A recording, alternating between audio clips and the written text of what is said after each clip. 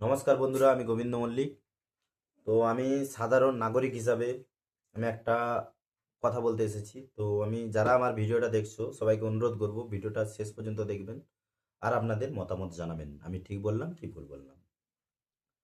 তো আমি বলতে চলেছি আমাদের চিকিৎসা ব্যবস্থা নিয়ে। তো চিকিৎসা ব্যবস্থা নিয়ে বলা বলতে আমরা যখন হসপিটালে যাই তো অনেকটা রুডলি ব্যবহারও পাই।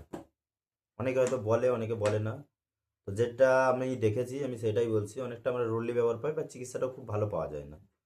হয়তো অনেক জায়গায় হসপিটালের কালার বদলেছে, একটু ঝাঁ চকচকে হয়েছে। ওই শুরুতে যখন ঝাঁ চকচকে হলো তারপরে ঝাম পড়ে গেল, কিন্তু চিকিৎসা ব্যবস্থাটা খুব ভালো পাওয়া যায় না। কিন্তু আমাদের গ্রাম্য এলাকায় এখনো অনেকেই নার্সিংহোম হাসপাতালে হসপিটালে যায়, ঠিক আছে। কিন্তু চিকিৎসা হতেও টাইম লাগে, অনেক সময় অনেক ওষুধ যেগুলো লিখে দেয় সেগুলো পাওয়া যায় না, বাইরেও নিতে হয়, এরকমও ঘটে থাকে। তো মূল বক্তব্য হচ্ছে এটা আমার, যে আমরা অনেক নেতা মন্ত্রীদেরকেও দেখেছি বিদেশে যে চিকিৎসা করাতে। কারণ তাদেরকে আমরা নির্বাচিত করে আনি, তাদেরকে বিধায়ক সাংসদ আমরা বানাই, তাদের একটা মোটা টাকার বেতন পাই, তাদের কাছে অনেক টাকা থাকে, তারা যে বিদেশ থেকে চিকিৎসা করে চলে এলো। কিন্তু আমাদের মতো সাধারণ নাগরিক যারা ভোট দিয়ে নির্বাচিত করে তাদেরকে আনছে, কিন্তু আমাদের স্বাস্থ্য ব্যবস্থাটা খুব ভালো নয়। যে যাই বলুক না কেন, খুব ভালো নয়। প্রাইভেটে গেলে যথেষ্ট ভালো, ঠিক আছে, ঝাঁ চকচকে সব কিছুই পাওয়া যায়। এত কিছুই হচ্ছে মানুষের জন্য, মানে পাবলিকের জন্য অনেক কিছু নিয়মও তৈরি হয়, এটা ওটা। তো আমি বলবো যত বিধায়ক সাংসদ যত নেতা মন্ত্রী আছে সবের জন্যই বলবো আমি, এটা ভারত সরকার বা আমাদের রাজ্য সরকার, তো দুজনের কাছে আমি অনুরোধ করবো জোড়হাত করে, যদি এই নিয়মটা চালু করা যেত যে যত নেতা মন্ত্রী আছে তারা হসপিটাল ছাড়া প্রাইভেট জায়গায় যেয়ে চিকিৎসা করাতে পারবে না, তাহলে হয়তো মানে হসপিটালে চিকিৎসাটা খুবই ভালো পাওয়া যেত।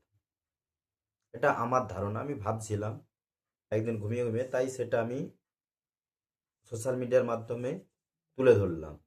তো আমার কথাটা কেমন লেগেছে একটু কমেন্ট করে জানাবেন, যে আমি কথাটা ঠিক বলেছি কি ভুল বলেছি। তো আবার একবার বুঝিয়ে বলছি, যে কি হবে যদি হসপিটালে যদি নেতা মন্ত্রীরা চিকিৎসা করাতে লাগে, তো সেখানে চিকিৎসা ব্যবস্থা অবভিয়াসলি ভালো হবে, তখন আমাদের মতো সাধারণ নাগরিকরাও চিকিৎসা ব্যবস্থাটা খুবই ভালো পাবে। তখন ওই প্রাইভেট হসপিটালে তাহলে কাউকে দৌড়তে হবে না।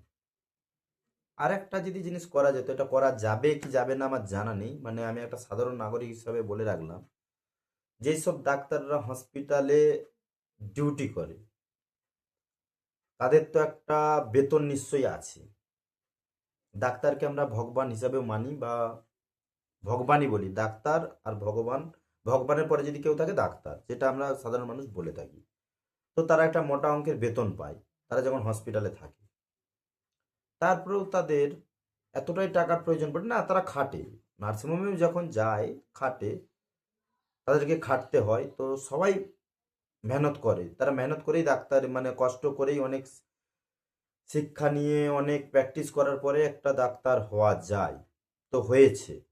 তো তারা যে ওই হসপিটালে যারা মানে ডিউটি করে, যারা হসপিটাল মানে রাজ্য সরকারের কাছে পয়সা পায়, বেতন পায়, আশা করি সেই যেই বেতনটা পায় তাদের সংসার চলে যাওয়ার পরে অনেকটাই টাকা বেশি হওয়ার কথা আমার হিসেবে। এবার তাদের কি হয় বলতে পারবো না, যথেষ্ট কতটা মাইনে আমার জানা নেই, যা পায় নিশ্চয়ই চলে যাবে।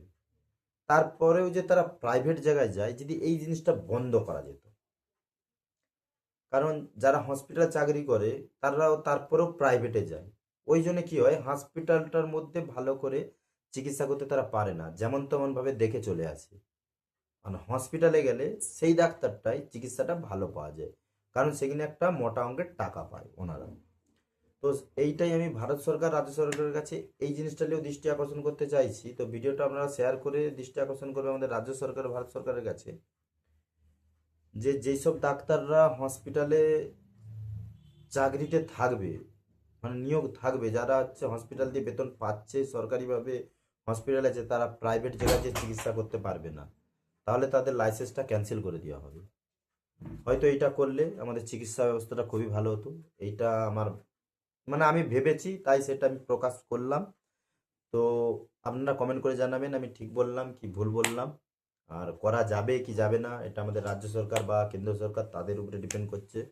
তো আমি একটা সাধারণ নাগরিক হিসাবে আমি এই কথাটা বললাম। আর একটা কথা বলে রাখি, আমি কথাটা ঠিক মতো করে হয়তো বলতেও পারছি না, কথায় জায়গায় জায়গায় আটকে যাচ্ছে, তো পরিষ্কারভাবে বুঝাতে পারিনি।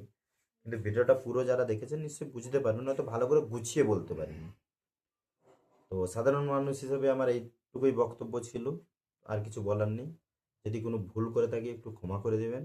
নিজের ছেলে হিসেবে কি ভাইপো হিসেবে ভাই হিসেবে যে হিসাবে হোক ক্ষমা করে দিবেন। আর সবাই ভালো থাকবেন সুস্থ থাকবেন এই কামনাই করি।